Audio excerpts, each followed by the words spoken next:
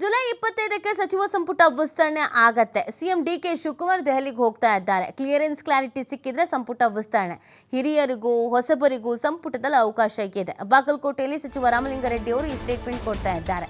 ತಮ್ಮ ಕೊಟ್ಟಿರುವ ಖಾತೆ ಬಗ್ಗೆ ಪರೋಕ್ಷ ಅಸಮಾಧಾನ, ಖಾತೆನೂ ಕೇಳಲ್ಲ, ಆ ಬಗ್ಗೆ ನೀವು ಮಾತಾಡಬೇಡಿ. ಬಾಗಲಕೋಟೆಯಲ್ಲಿ ಸಚಿವ ರಾಮಲಿಂಗಾರೆಡ್ಡಿ ಅವರು ಈ ವಿಚಾರದ ಬಗ್ಗೆ ಮಾತಾಡಕ್ಕೆ ಹಿಂದೇಟ್ ಹಾಕಿದ್ದಾರೆ. ಅಂದ್ರೆ ಅವ್ರಿಗೊಂಚೂರು ಅಸಮಾಧಾನ ಇತ್ತಲ್ಲ ಸ್ಟಾರ್ಟಿಂಗ್ ಅಲ್ಲಿ, ಅದೆಲ್ಲ ಬಗೆಹರಿಸ್ಕೊಂಡ್ರು. ಸೊ ಈಗೊಂದು ಪ್ರಶ್ನೆ, ಈಗ ಹೆಂಗೋ ಸಚಿವ ಸಂಪುಟ ವಿಸ್ತರಣೆ ಆಗ್ತಿದೆ, ಅವಾಗ ಇವ್ರಿಗೆ ಏನಾದ್ರು ಮತ್ತೆ ಖಾತೆ ಬದಲಾವಣೆ ಆಗತ್ತಾ ಅಂತ. ಬಟ್ ಅದ್ರ ಬಗ್ಗೆ ಮಾತಾಡಕ್ಕೆ ಅವರೇನು ಉತ್ಸುಕರಾಗಿರ್ಲಿಲ್ಲ.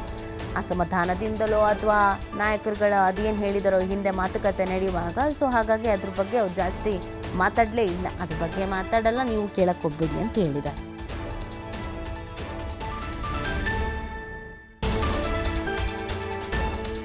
ಗಂಟು ಇದ್ದೇ ಇರುತ್ತೆ, ಯಾಕಂದ್ರೆ ಆಕಾಂಕ್ಷೆಗಳು ಜಾಸ್ತಿ ಅಲ್ವಾ. ಸಹಜವಾಗಿ ಕಗ್ಗಂಟು ಇರುತ್ತೆ. ಅದಕ್ಕೆಲ್ಲದಕ್ಕೂ ಪರಿಹಾರ ಇದೆಯಲ್ಲ. ನಾಳೆ ಹೋಗ್ತಾ ಇದ್ದಾರೆ ಅನ್ಸುತ್ತೆ ಸಿಎಂ. 25ಕ್ಕೆ ಆಗ್ಬೋದು.